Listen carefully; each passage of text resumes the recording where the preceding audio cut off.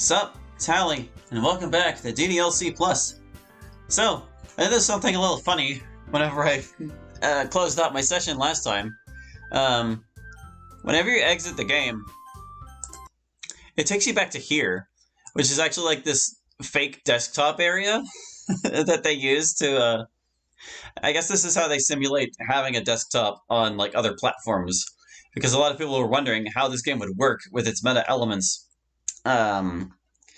When they weren't on actual computers, but this is it. It pops up this little menu and there's all these things you can do here. This is the game itself.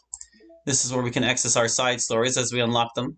We need to find more of the CGs and things before we can open those. We're going to save them for later because I'm just a dick like that.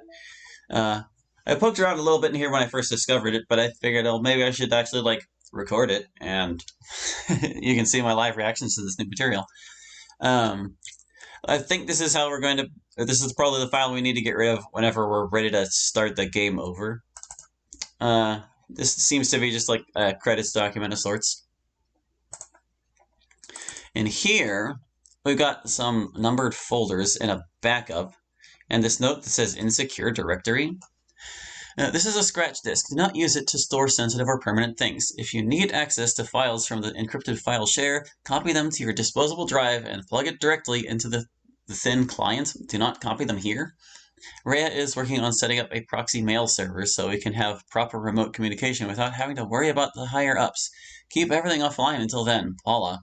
Yeah, I have no idea what that means. It's very cryptic. Okay, so inside of 0, there was another 0. 0, 0, 0, 0, 0, 1. Huh. Is there anything in any of these folders? I'm gonna go out on a limb and say there's not. After all, they say 0 for size, so... Curious. Oh, hey. What's all this? File copy test from disposable drive to thin client. Okay. Meeting notes. Updated development timeline. New tests. Test cases for new genetic model. Server time optimization idea. Automatic data collection. Data migration to encrypted file share Monday. VM2 roadblocks. Row on VM2. Everyone else on VM1 for data collection. Ideas for data research types. Visual renders. Audio data. VM environment changes. Persistent variable tampering. Timestamps.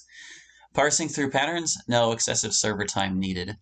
Meeting overtime. You know who went on too many tangents again. I need to be more assertive about staying focused. I'm sure the ARG people are having a field day with all this. Look at this stuff. What is all this stuff? Yeah, I have no idea. No clue about any of that. Game. Here's the actual game folder. Oh wow, they've actually put the poemwords.txt in here. You can use this to cheat if you really need to. As you can see, like it spells out the point structure for all these things. How funny. I actually kind of like that because now players will have an easier time going on the routes if they really, really suck at the poem game. And hey, look, it has my saves too. That would be the autosave, and there's like my first one. Do we even really need to check in the characters folder? Okay, so that's the files. What's up with mail? No new mail.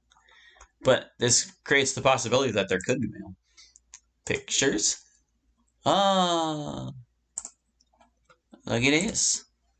We got like some desktop sort of thingies. Oh, we can set wallpapers too. Ooh, the poems get populated in here as well. Lots of pictures. There's our CGs. Yeah, that makes sense. Ooh, we've got BGs too. All kinds of stuff. Concept arts. A sketch of Sayori's initial character design drawn by David Evelyn. Ooh. Acquisition procedure. In Act 1, calls Sayori for help during Natsuki and Yuri's argument. Oh, okay. So, well, wait then. Does it tell us how to find the ones we don't have? No, we can't even click them. Okay. Oh, well, maybe we should like come back to this later once we've actually got all the pictures. Or at least once we have a good idea about them. Here's our soundtrack.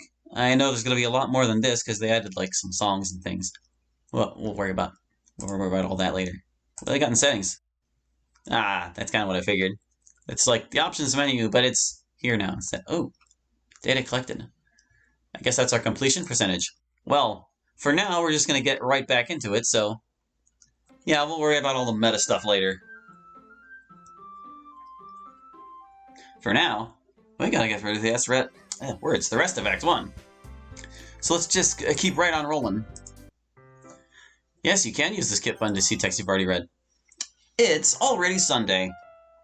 I've been getting increasingly anxious about Yuri's upcoming visit. I keep telling myself there's no reason to be nervous, but it doesn't help much. Yuri is clearly an introvert and also an intimate person in general. There's no doubt that she'll open up a little bit when it's just the two of us. Meanwhile, we've even been texting occasionally.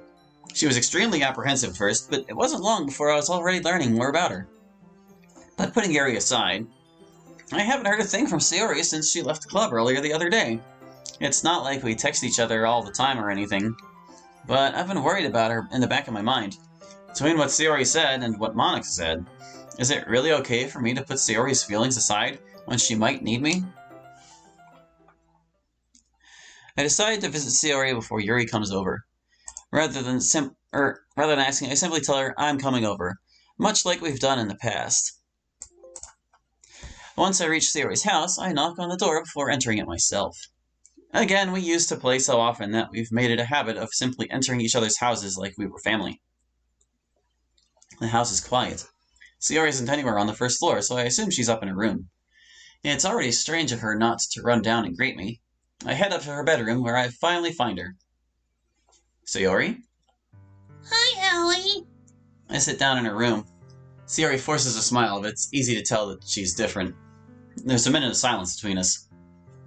You haven't come over like this in a long time, have you? I guess you're right. It has been a long time. Not much has really changed, has it? Sayori's room is as messy as it's always been. I also recognize the same stuffed animals and wall decorations that she's had for years now. If you came over more often, it wouldn't be such a mess. That's because I end up cleaning it for you. How come you suddenly wanted to come over today? Aren't you supposed to see Yuri today? Yeah, but... Wait, how did you know that? Sayori had already left by the time we decided that last meeting. Oh, Monika told me.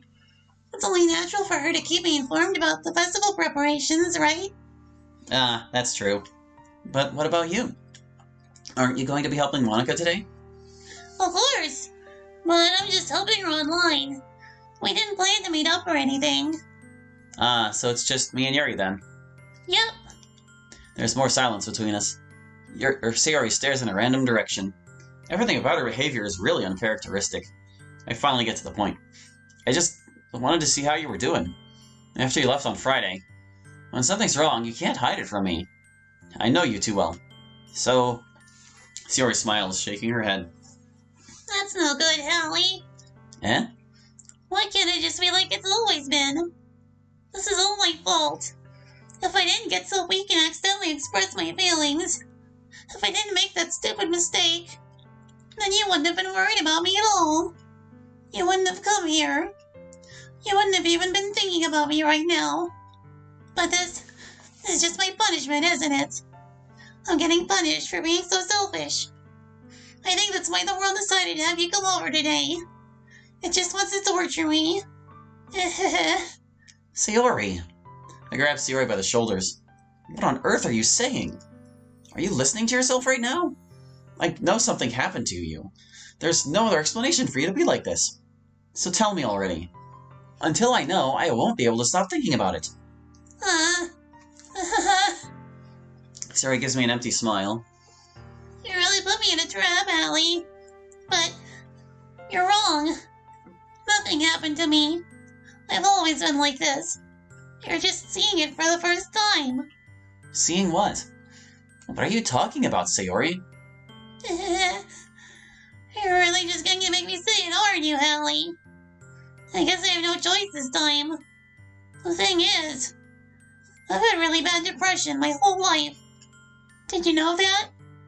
Why do you think I'm late to school every day? Because most days I can't even find a reason to get out of bed.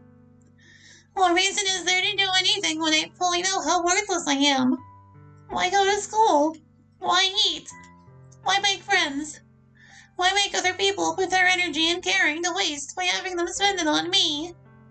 That's what it feels like. And that's why I just want to make everyone happy, without anyone worrying about me. I'm in shock. I can't even figure out how to respond. How is it possible that Sayori kept this from me the entire time that I've known her? Did she really want so badly for me to just not think about her? Why, Sayori? Eh? Why is it that you've never told me about this? It almost feels like I've been betrayed as your close friend. Because if I knew, I would have done everything I could to support you. Even if there's only so much that I could do. I would have tried a little bit harder to make every day a little better for you. That's why I'm your friend. All you had to do was tell me. You don't understand at all, Hallie. Why do you think I didn't tell you? Because if I told you, then you would have to waste effort caring about me instead of doing important things. I don't want to be cared about.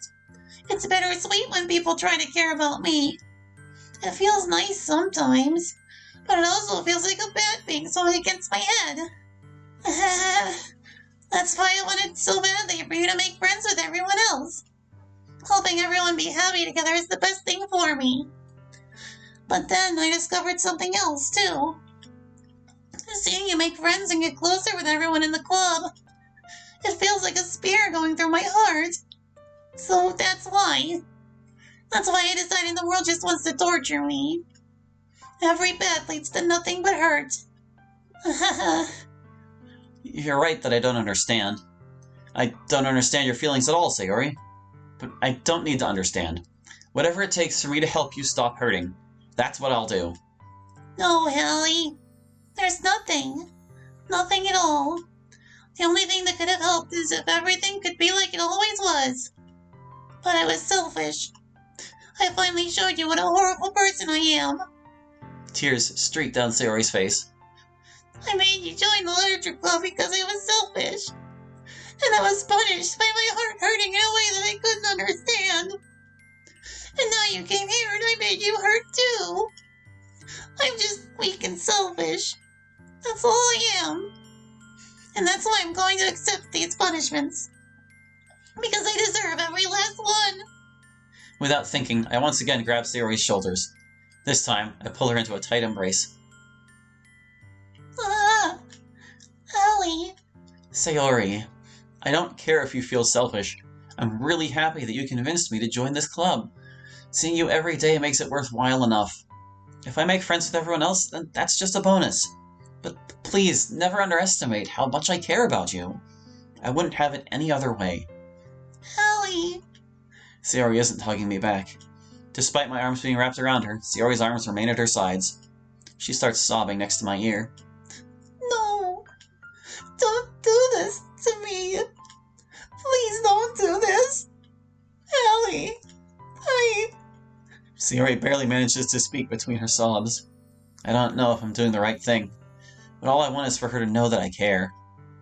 If you have it in you to call yourself selfish, then you have to let me be selfish too. No matter what it takes, I'll figure out what needs to change. I'll make these feelings go away. And if there's anything that you need me to do, then you'd better tell me. I'll get mad if you don't. I don't know. I don't know. Gently, Sayori finally puts her arms around me in return. I don't know anything. It's all really scary. I don't understand any of my feelings, Hallie. The only time I'm not feeling nothing is when I'm feeling pain. But your hugs are so warm. And that's really scary too. Sayori lets me go. As she does so, I let her go as well. The festival is tomorrow. Yeah. It's going to be fun, right? Yeah. How would you like for me to spend it all with you?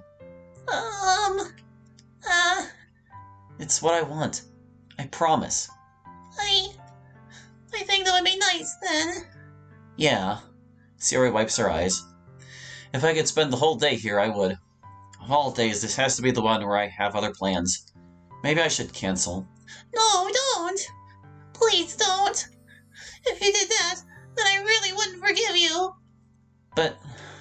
It's almost time for Yuri to meet me at my house. At the very least, do you want to come along and help out? It would be fun. To my surprise, Sayori shakes her head. I'm sorry. I don't know if that would be very good for me today. You understand, right? It's kind of hard for me to fully understand, but I'm trying my hardest. It's okay. Don't worry too much about it. I'll see you tomorrow, okay? Alright. I look forward to it. I say goodbye to Sayori and exit her house. On the way home, I find myself still feeling uneasy. But it's hard for me to keep thinking about it when Yuri is about to come over too. I think Sayori is right. I shouldn't be worrying too much, and we're definitely going to have a great time tomorrow. I should just focus on what's ahead of me. As I approach my house, I see something that makes me feel a moment of panic. Yuri? Thank goodness. You're a little early. I'm sorry I wasn't home yet. Were you waiting for a long time? No, I just got here.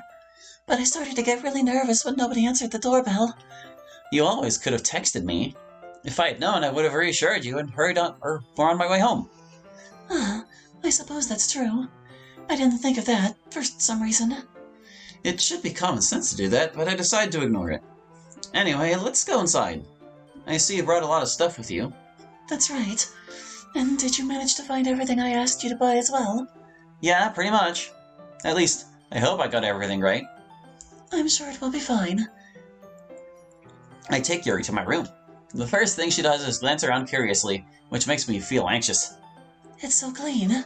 I cleaned it before you came over, so... That's very considerate of you to do. Ah, no. I would be really embarrassed for my room to be a mess while you were here. Well, I do enjoy cleaning. I would have gladly helped you clean. That would be even more embarrassing. Wait, don't look in there. I snatched Yuri's wrist, which was in the process of opening a desk drawer of mine. I'm sorry. I wasn't thinking for some reason. I was just spacing out.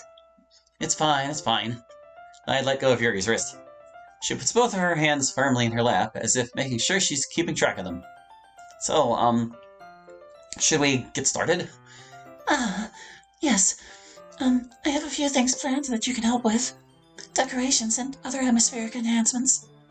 Atmospheric enhancements? You know, mood lighting, aromatherapy candles. Oh, wow. I didn't know you planned on taking it that far. Of course. I want to help take our guests to a faraway place. Although many will stop by just out of curiosity. And for cupcakes, I guess. I'm determined to provide an experience that will leave them with wanting more. That's great. It's easy to forget that you're a pretty intense person. Intense? I guess that's the best way to put it. Is that a bad thing? No, not at all. It's something that I like about you, actually. Is that so? That makes me feel relieved. I'm kind of happy. Yeah, no need to be so anxious. You can relax a little. Relax. I've brought some things for relaxation. I was going to use them during the poetry event. Oh yeah? Like what? Let's see. Yuri rummages through her bag. She pulls out a few candles and a wooden cylinder-shaped object. I did some shopping on the way here, so I happened to have these in my bag. I planned to cover the windows in black paper and use the candles to light the room. I think that would be amazing, don't you? Yeah, that would be really neat. What's that wooden thing, though? Oh, this? It's a diffuser for essential oils. How familiar are you with aromatherapy? Not familiar at all. Oh, is that so? It's one of my favorite contributors to a positive atmosphere. Depending on the oils or herbs you choose, you can change the mood of the air itself. You can even feel it permeate through your body. Relaxation, positive energy, romance, reflection. It's almost like magic. Yuri takes the cylinder and pushes a switch on the bottom. In just a moment, a thin ray of vapor begins to spout through a small hole on the top. Wow, that smells wonderful. What kind of mood is that one for? This is a jasmine essential oil. It smells a little sweet and flowery, right? Yeah, that's a good way to describe it. I chose jasmine for the event because it provides more than relaxation. Jasmine enhances your emotions and helps you feel them flow through your body. You feel warmer and your heart pounds more heavily. Don't you think that would be perfect for sharing our poems? It does sound suitable. But you seem to know a lot about this, so I'll trust your opinion with anything.